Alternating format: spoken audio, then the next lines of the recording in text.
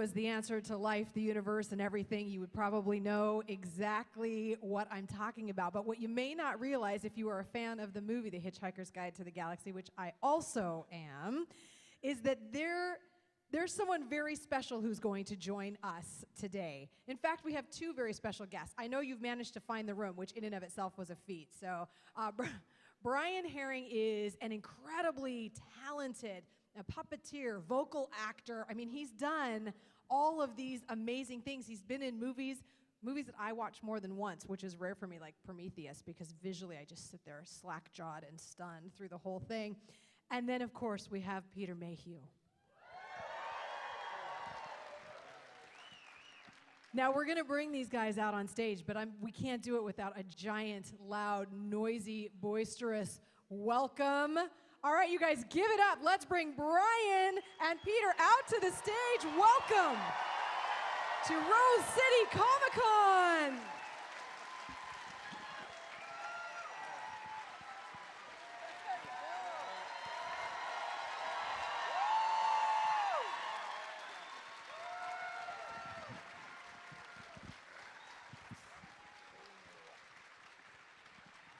Thank you. Oh, look at that right there. You see everyone, they are ready to go. I love it.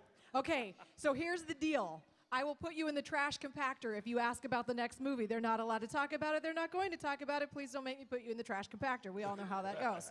There's nobody here to save you this time. So, also, if there are things, you guys, if folks ask something you can't talk about, you just tell them, look, this is something we can't cover. But everyone here is so awesome. You're going to love this crowd. I know you guys have done this before, but these are my people. They are special and kind and amazing, and I'm so happy to give them an opportunity to talk to you guys. So, folks, go ahead. Grab that microphone there. Grab that microphone there. Stand up, put yourself in line, and I will ping-pong back and forth because while I have 2 pages of questions, I don't want to ask them. This is for you. You guys paid for the ticket. I will have a seat and just help keep things on the rails. We'll go ahead and start over here with you.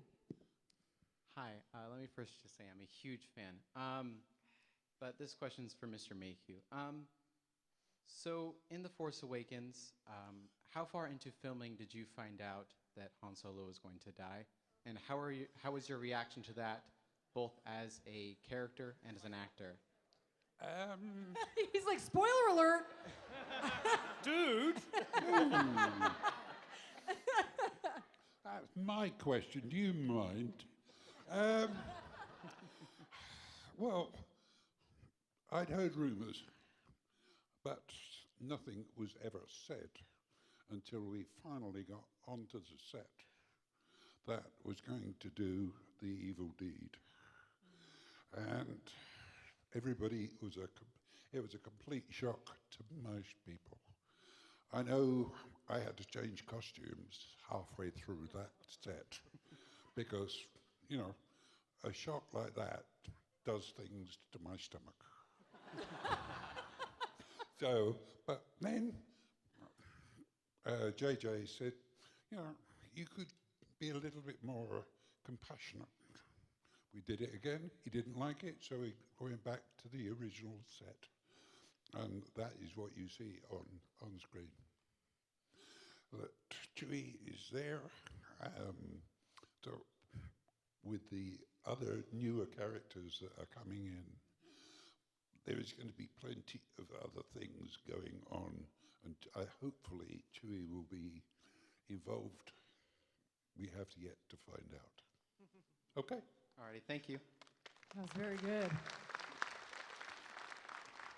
Right over there to you. This question is to Mr. Mayhew. Will we ever see a movie about how Han and Chewie met? Ooh, that would be a wonderful idea. It's in the books. If you read the books, there is a book how Chewie and Han have a life debt over a battle in space.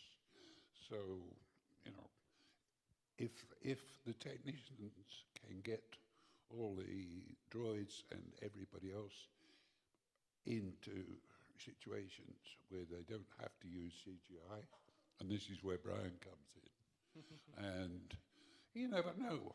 You know, I don't know I used to think I knew what Lucasfilm were going to do, but since the takeover and everything else, you don't even know what you're going to do. One day you can be drinking coffee, next day you're drinking tea. So it's like that. So who knows? I would like to see it, but maybe in your lifetime, yes, there could be a movie, but you'd have to ask the powers that be whether they want to do it or not. I would be willing to do it. I'm willing to do anything. I like it. I like your style. Let's go over here. Hi, I'm Brian. I wanted to first thank you both for being here. Thank you. Brian, the BB-8 was my absolute favorite part of The Force Awakens. Thank you for that. Peter? Peter, I had a question for you. When Kenny Baker passed, you wrote a lovely little piece you shared about your friendship, and I was just wondering if you had a particular story about Kenny you'd like to share with us. Probably the first day, one of the first days that we were there.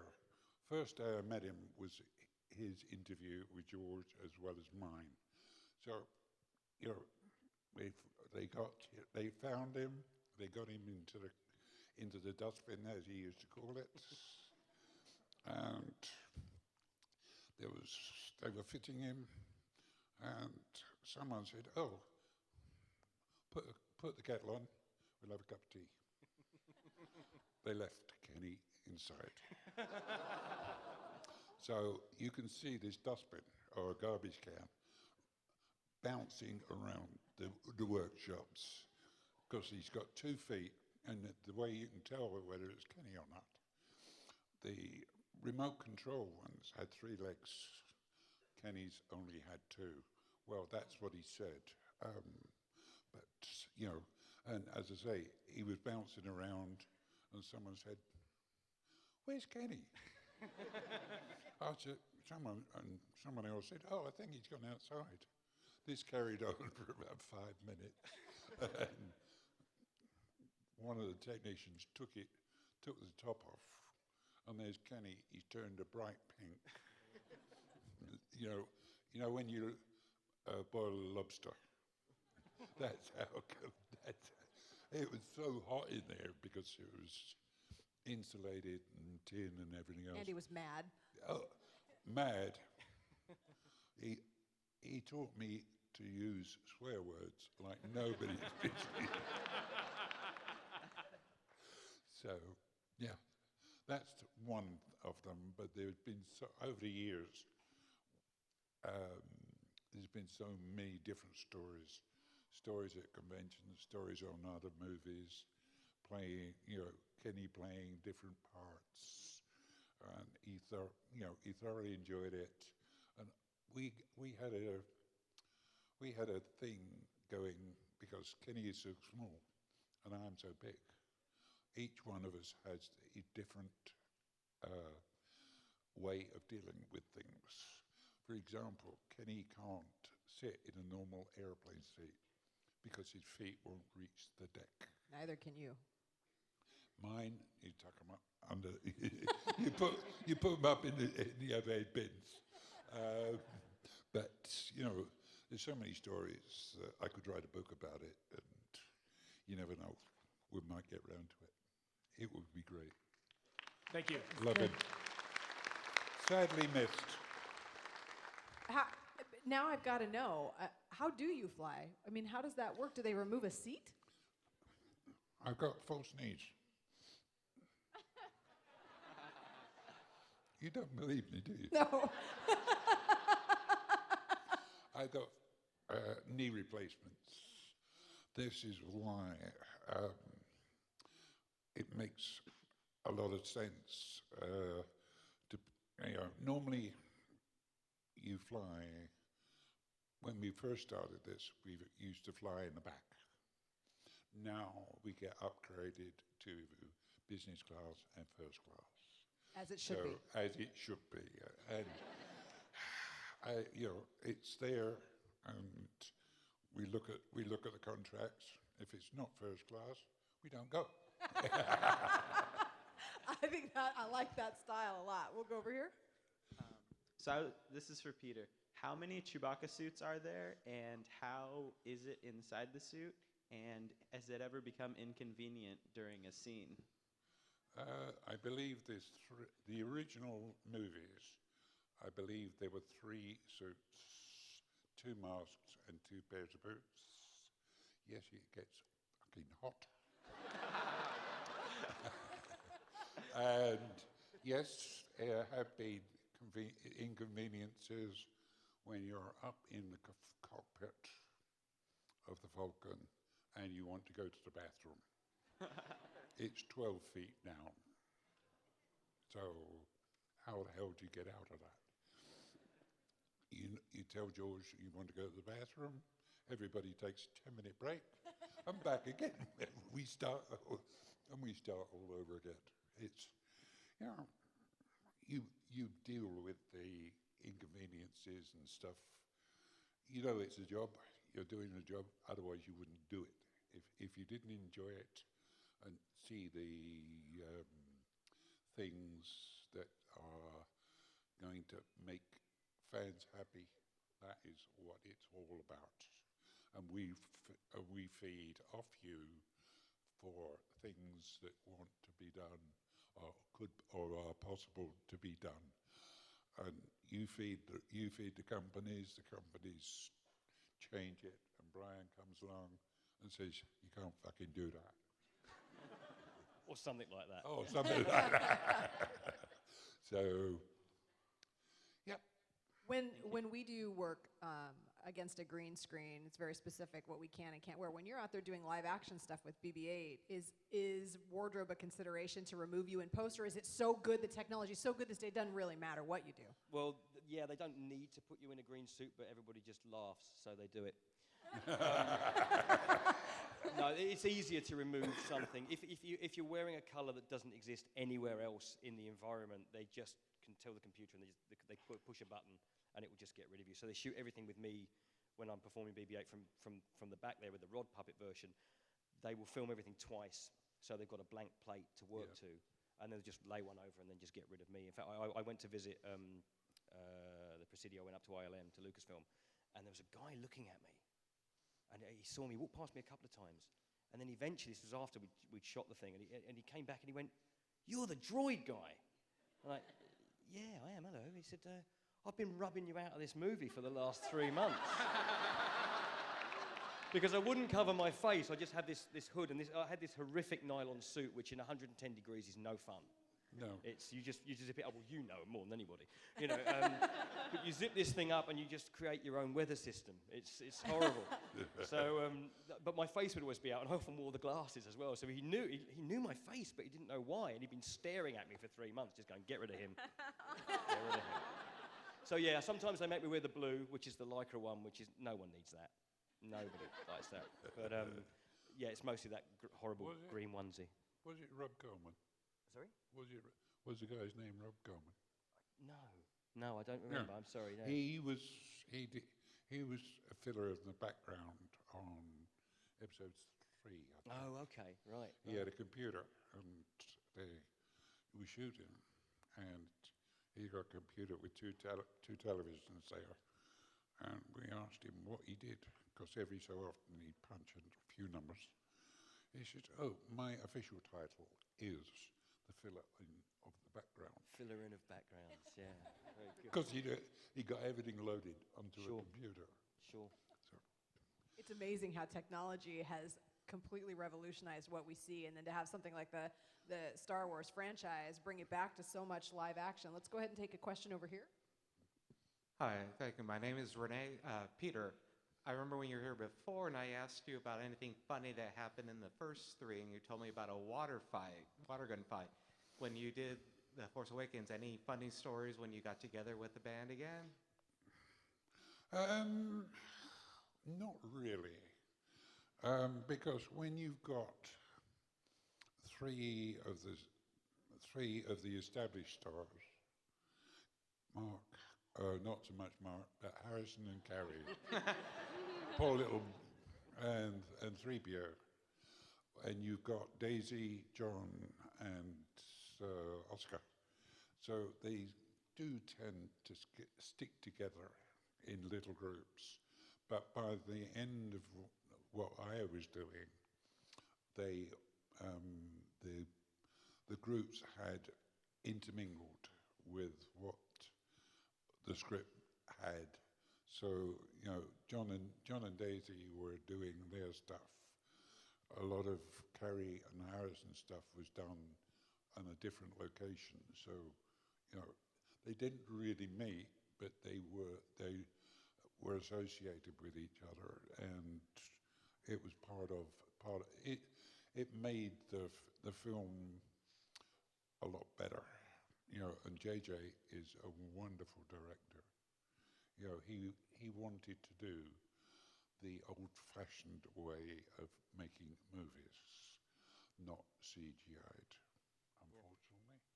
But and it worked, And they even, talking about the Falcon, they even found the original blueprints in a drawer. Someone had them, so they were able to take those blueprints and build a new Falcon to scale exactly the same as the original one. And it was when you walked into the into the main area on the Falcon, it smelt old. The leather, the flooring, everything, it had that musty smell, which unfortunately Wookiees can't do anything about. So it was, but it was, it was there, and everybody had a respect for it because there was a hell of a lot of work went into those sets. When I think about CGI and I think about some of the movies that I like, Hitchhiker's Guide to the Galaxy, Hellboy, Prometheus, how is the decision-making process skewed so that you actually have a chance to work in prosthetics with an actual puppet or a rig or in a full costume, as opposed to just saying, oh, well, we can just CGI this right in? I don't really know. I come to these things as a performer. You get hired as a puppeteer. I mean, The Force Awakens was, I was 16 months on that show, so I was there as the puppeteer consultant, and there was a decision to be made there where JJ went, we're going to make this like it's 1985. We're going to go back, we're going to shoot it on film, we're going to do as much as we can practically. We didn't see a great many green screens in that whole film. It was because we used all the old techniques with digital fixes.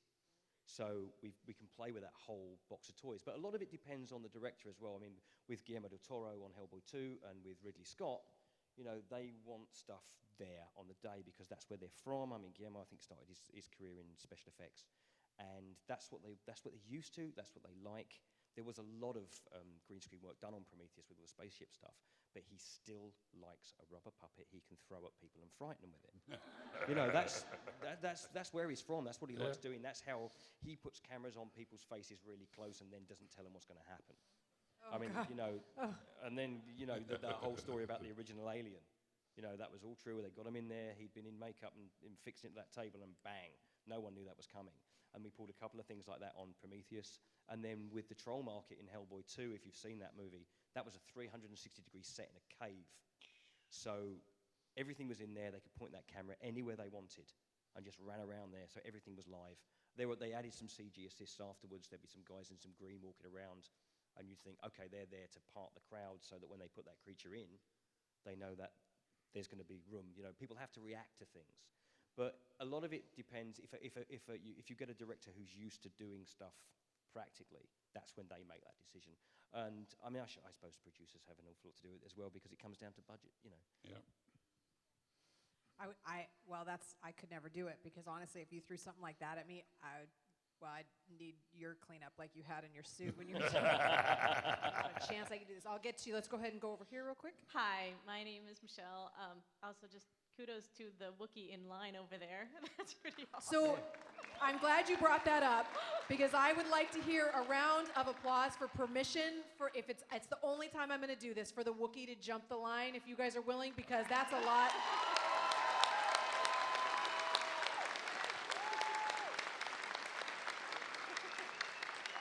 So what we'll do is we'll go to your question first, then we'll let the Wookiee go, and then we'll come to you, Princess Leia, so you stay right there. And that's how we'll do. You guys, thank you for your support of this, because that's one hell of a costume. Okay.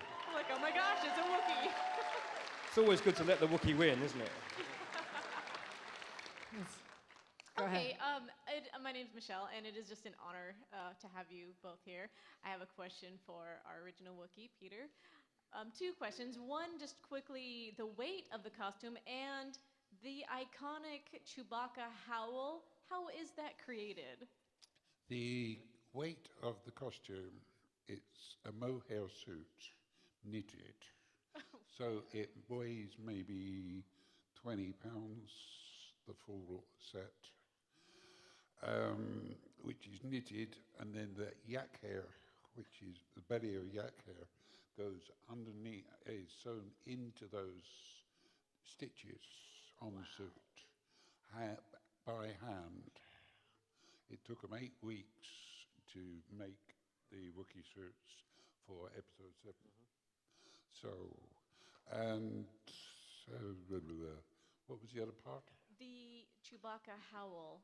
The Chewbacca howl is a bear. It is a bear. It's a brown bear and a Alsatian dog, basically. What they did, they went to San Diego Zoo, found a bear that was hungry and happy, sad and miserable, blah blah, thirsty. Recorded the sound of it, then took that back to the studios and found a dog, same thing, and I'm trying to think of the guy's name. Ben Burt. Ben Burt did it all. I did the initials on set because you can't stand there like a dummy. All right, George had told me that it was going to be a mime character, right? Which is part of it, but you can't stand there like a piece of wood. You've got to react to whatever anybody else is saying. And as long as you move your head and your eyes and your mouth, which I was quite capable of doing. Because the whole mask was fitted to my face. And I could open it. It even had a tongue in it. And they were my own eyes. So I could move around, look at everything, make a noise which they rough recorded on set. Then it would go back to the sound suites, and then it would be put in, and it worked very, very well. As I say, Ben Burt took it up, and Matt Wood has taken it over. And hopefully we're going to, we might be able to do something on future films. I'm not promising anything, but just keep your eyes open. Thank you very much. Where's the Wookiee? Where's the Wookiee? He's armed as well. Chewie! I'm Phoebe, and this is my dad, Josh.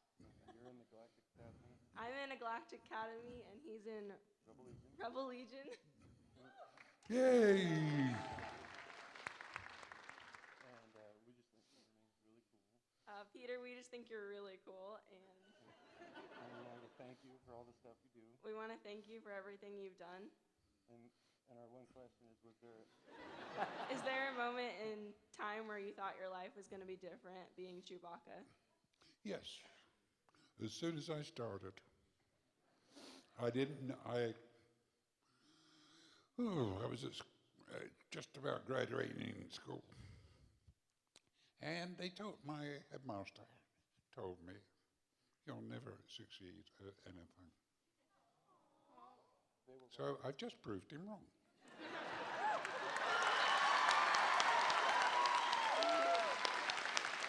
It's all right, he's dead. Thank you. I once had a report card that said that Brian's obsession with Star Wars will lead him nowhere. Yes. Man, that is amazing. Now, I'm going to come to you because you were kind enough to let him jump in the line. Go ahead. Hello. I have a question for Peter. I was wondering, out of all the Star Wars films, which one was your favorite to do and why? My favorite is Empire. I think a lot of people enjoy it. Empire, for simple reason that when we were up in Norway on Hoth, I was the warmest one up there. When you got a Wookiee suit on, and ice and snow do not penetrate. They just go. Mind you, you try and take a Wookiee suit off in -2 or -3 temperatures, and then you try and put it in a hut that's at about 3 or 4 degrees above. It all starts to melt. All the ice and snow starts to melt. It's like taking a ice cube out of a fridge and putting it in a microwave. When we finished the shoot, I took it off, and it hit the floorboards like a cat thump, like that. It was just like you pulled a sweater or a big suit out of the washing machine, and it had dropped on the floor. Boom! You know, it was.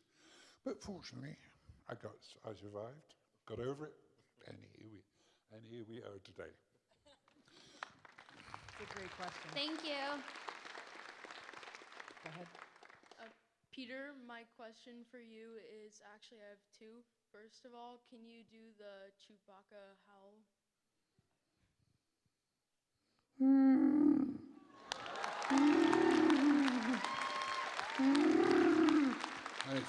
And it's all in the nose. What's the second question? And the second one is, what was your favorite part about filming the Star Wars movies? Leia in a bikini.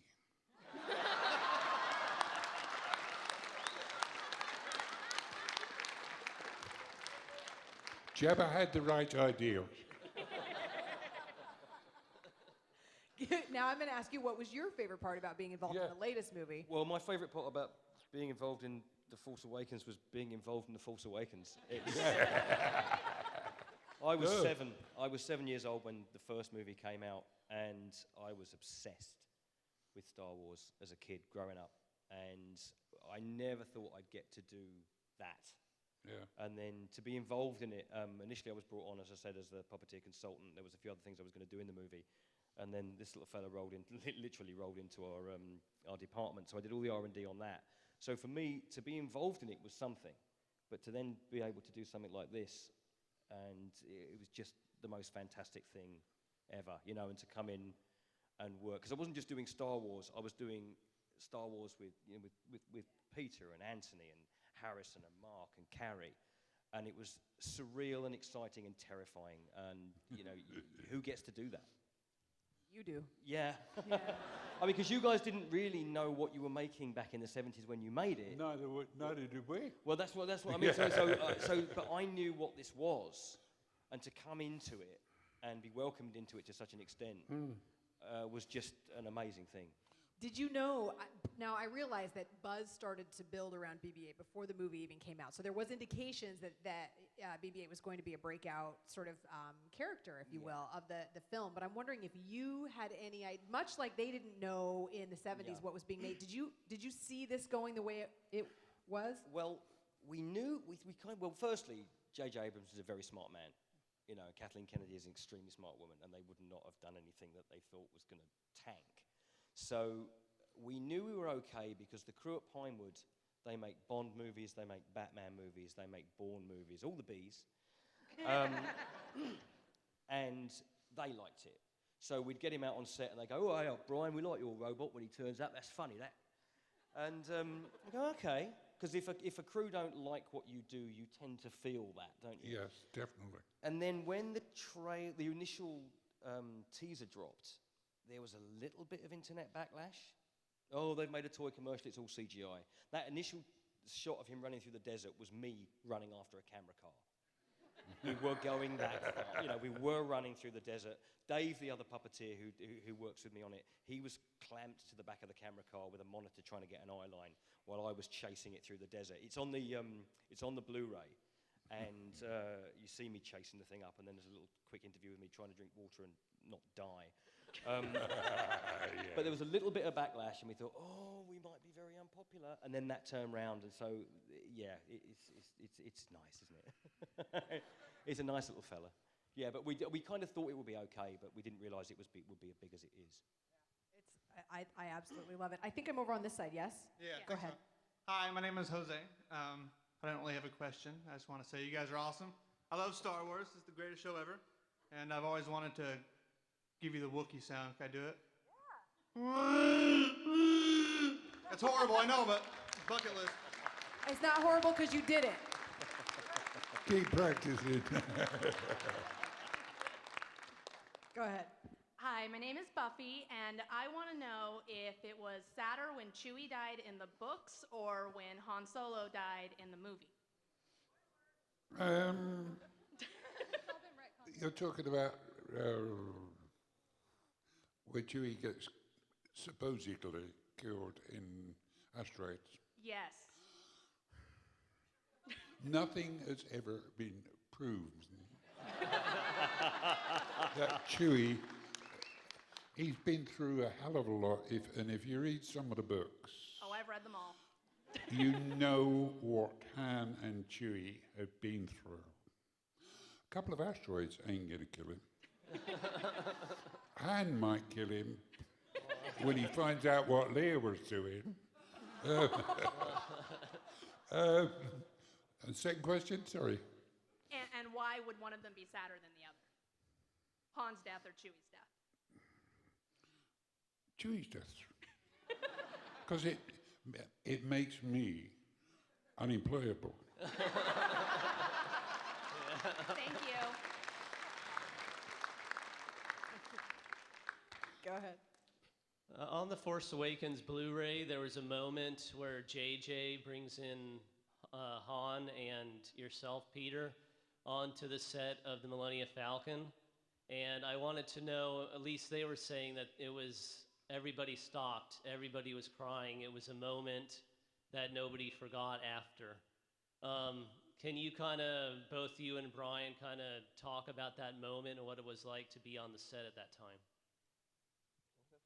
Yeah, go on. I can't remember it. Well, I was sitting just on the chess table when that happened, and we were looking, and Dave and I, so the other puppeteer, were like, we were there for that. That was very, very cool. I mean, that set would make grown men cry. You know, various people came on that set, myself included, and got a little teary because we've been playing that since we were little kids, and suddenly it's there. But yeah, it was quite something to see and quite something to be a part of that day. It was it was great to see that moment happen. Well, sorry, I'm not. When Han and Chewie arrive at the beginning, Oh, Chewie yeah, went home yeah, and that yeah. whole thing, yeah. Well, if you look at that and reverse it round, it's part of the chase scene from Star Wars. As they're being chased by stormtroopers one way, stormtroopers the other way, and then suddenly they're in the middle. Switch that round. Right? So it saved him a lot of film. But you know, because I hadn't seen much of the trailers. Right. It was at San Diego Mhm. when they showed that. Chewie, we're home. Then he goes and loses himself out of the baggage. That was quite something, wasn't it? Yeah.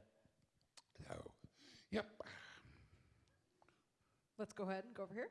My name is Catherine, and as an 80s child, my favorite movie would be The Return of the Jedi because of the interaction with Chewie and the Ewoks. Mm-hmm. But my question is about Force Awakens when at the end when Chewie and Rey was walking off and to meet Princess Leia, but Princess Leia just let Chewie go. Why is that? Ooh. I've got to think about this one. I don't know. I can't answer that. Because they both lost an Unfortunately, important part. you know, it was, no, it's something that if I answered it, I know the answer. But certain mice and certain Lucasfilm people would jump on my ass as quickly as possible. I know the reason, but I cannot say why that happens. Okay. Actually, JJ did apologize for that. He apologized because, well, that's next question. Okay. All right, let's go over here. Thank you. My name's Sarah, and I have a question for Brian. I was wondering, BB-8's great, and he's so expressive, but he doesn't have arms for the most part, and he can't make facial expressions. So how do you start to break down the script for a character like that? Is it different from being an actor? And also, how do you break down emotions or expressions when you can't express things in the usual way? What we had, for starters, is a really, really clever design because it's half a ball and a ball. And so they gave us 2 weeks, as you can see. They gave us 2 weeks, Dave Chapman and myself. We went off with this great set of puppets that Matt Denton and Josh Lee had built. And we just had a video camera and we started to work out. You do approach it like an actor, except you've got no discernible voice. Or you have, you can, all that kind of stuff. So again?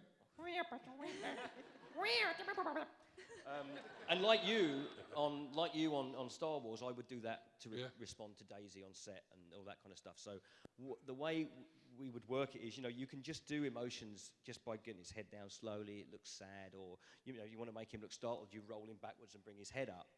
And so we went through the script and we would look at what it needed to do, and then we would go, right, how can we convince people that's what it's doing?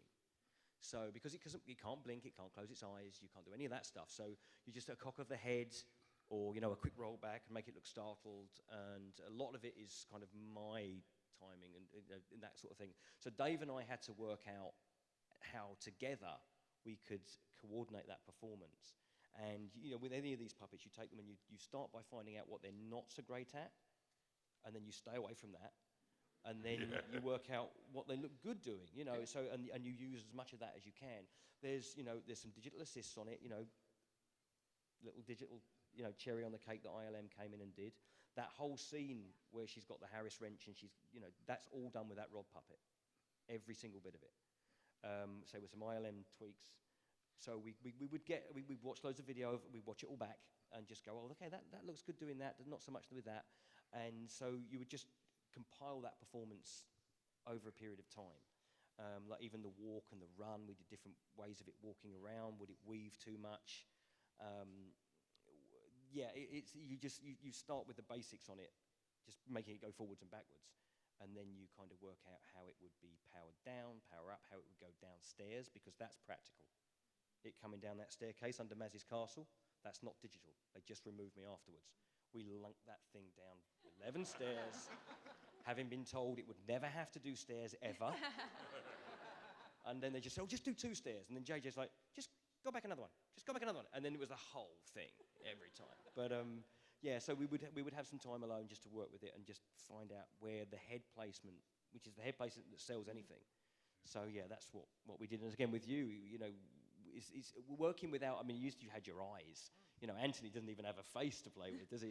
It's that sort of thing of making things that don't necessarily have human features emote. Yeah. So it's tricky, but fun. Thank you so much. Do you get started with a small one before they give you the life-size one to sort of mess about with and come up with a plan? Well, yeah, Josh Lee built a little styrofoam ball version of it, which was about this big. And I did some very early tests with that. I was wearing black against black, and we're just rolling it around. It just had handles, and I think I could turn the head left and right. And we shot some stuff, and we showed that to JJ, and he went, "Yeah, that'll work. Go do it." And then he left us to do it. He didn't come round. He didn't bother anybody. So the first time him and Kathy Kennedy saw that was about a week before it went in the crate to go to Abu Dhabi. And that was a tense old day because we'd been rehearsing all the different versions of it. And they came in and they saw the first one, and I can't remember, Dave and I were talking about this the other day. One of them said, "Thank goodness."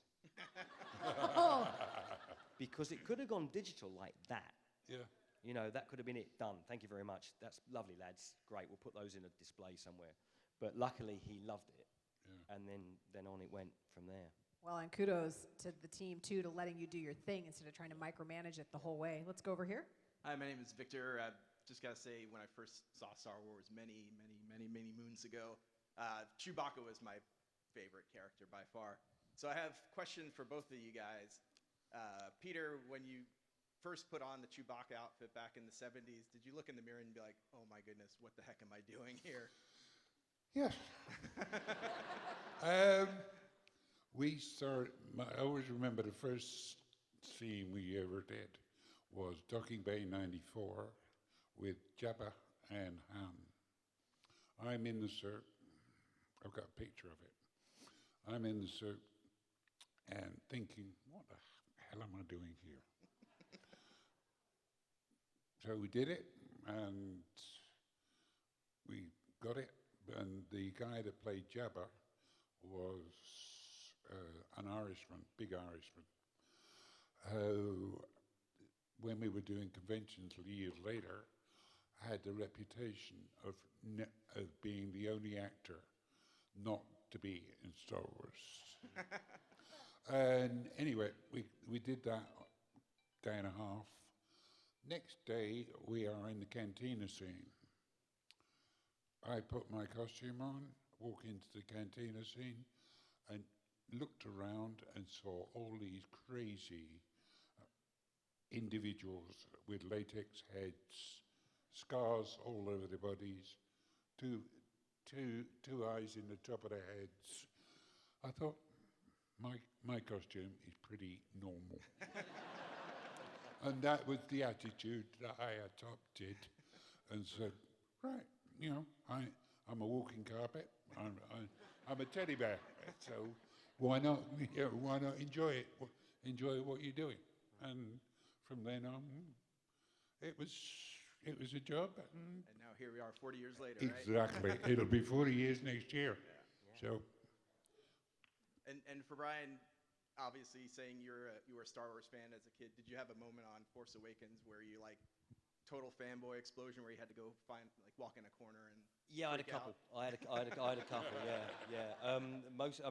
The big one was we've been shooting because they shot the thing chronologically pretty much. So we went out to Abu Dhabi, and then we came back. I did some stuff so I drove the mouse droids as well some of the time, driving those things around, and then we shot the stuff in the hangar where Poe and Finn escape, and then we went on to M stage. This is where the Falcon was, and we shot all the stuff with John and Daisy. And then a certain duo turned up to work, and I was in the corridor going to the cockpit with a gun embankment in front of me, and Mr. Ford arrives in all his outfit, and I'm standing with the droid in the green onesie, and he walked up in full Han Solo outfit, and he looked me up and down and went, "Who picked that look?" and just walked off. I thought, great, thanks, Indiana. But then and all the way through this, I mean, there'd been a long period of kind of R&D and pre-production, and it was all like Star Wars, but not quite Star Wars. It was very, very similar, and it was like, this is like Star Wars, but not quite. And then these two turned up, and then the scene started to play out. It's like Harrison's going to come in there, and then Troy's going to go in there. And in the middle of that take, I suddenly went, I'm in Star Wars. Ooh! You know, because I've done a lot of children's television. I've done some films people have seen, but I suddenly realised that I was in Star Wars. And I had a bit of a wobble, and luckily Neil Scanlon, my boss, and Dave Chapman, the other puppeteer, they kind of talked me down a little bit. I didn't have a wobble at the time, but I'm like, oh, man, you do your best whenever you go out. But I did realise very early on that this was something that everybody was going to go and see and have an opinion on. So, Thanks, guys. yeah, Can't wait for the next one. And we have time for one more question over here. Ooh, okay. First off, thanks very much for being here. Really appreciate you speaking with us. Peter, thank you so much for your presence on Reddit. You make any Redditors' day when you comment on their post. It's a huge deal for us. Thank you. I came across a photo that looked like it was maybe pre-production or just on the set on Empire Strikes Back on Hoth of Chewie groping Leia in a very compromising position. He said the bikini was his favorite. What was that? No. So it's pretty clearly Chewie. Carrie, was it you in the suit? The answer is someone has used the computer to change photographs. Ruined my day, man. I am not going to say that it wasn't me, but I'm not going to say that it was. So the best known answer. It's up to you, and don't ask me to sign it because I won't. With that, I'm going to step in the middle. Brian, scoot next to me. I have to do this, you guys. Photo of us, selfie time. There you go. Oh, it's BB-8, yay! All right, you guys give it up, please, for Brian and Peter. Yay! Thank you. Thank you, thank you. Stop by, get your stuff signed, get a photograph, you guys. Thank you.